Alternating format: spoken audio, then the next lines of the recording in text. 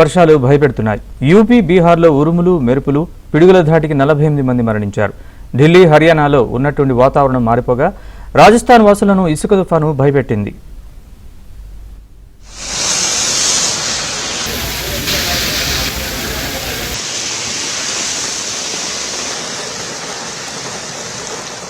దక్షిణాదిన ఎండలు దంచికొడుతుంటే ఉత్తరాదిన మాత్రం వర్షాలు భయపెడుతున్నాయి.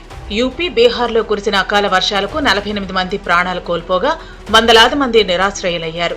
యూపీలో ఒక్కసారిగా ఉరుములు, మెరుపులు, పిడుగులతో వర్షాలు కురవటంతో ప్రజలు హడలిపోయారు. 30 జిల్లాల్లో వర్షం తీవ్ర ప్రభావం చూపించిందని అధికారులు చెబుతున్నారు. దీంతో ఉత్తరప్రదేశ్ వ్యాప్తంగా అకాల వర్షం కారణంగా 31 మంది మరణించినట్లు సమాచారం.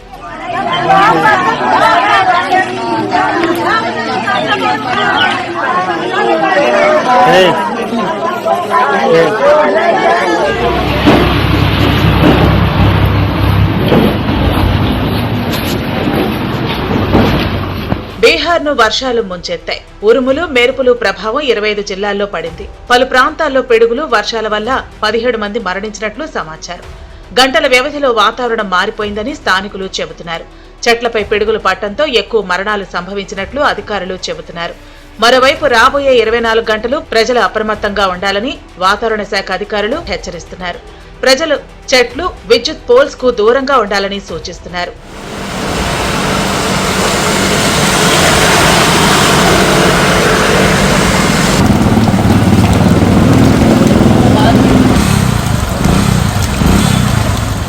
రాజస్థాన్లో ఉన్నట్లు వింత వాతావరణం ఏర్పడింది. బికనేర్లో ఏర్పడిన ఇసుక తుఫాన్ కారణంగా ప్రజలు హడలిపోయారు.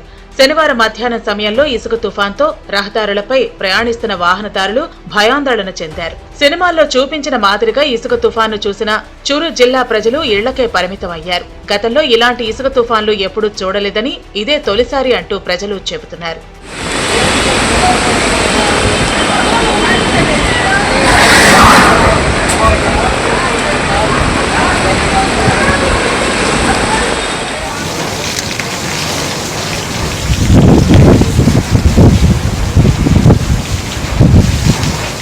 ఢిల్లీ, హర్యానా, జార్ఖండ్, ఉత్తరాఖండ్ లో ఉన్నట్లుండి వాతావరణం మారిపోయింది.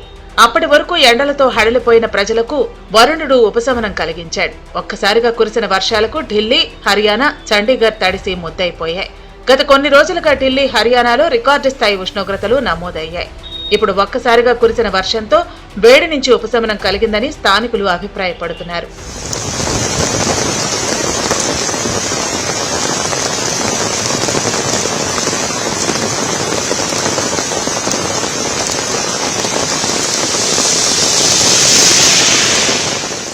జూన్ 1వ తేదీకి కేరళకు నైరుతి రుతుపవనాలు రానున్న నేపథ్యంలో ముందస్తుగానే వర్షాలు కురుస్తున్నాయి. తిరువనంతపురంతో పాటు పలు ప్రాంతాల్లో వర్షాలు కురిశాయి.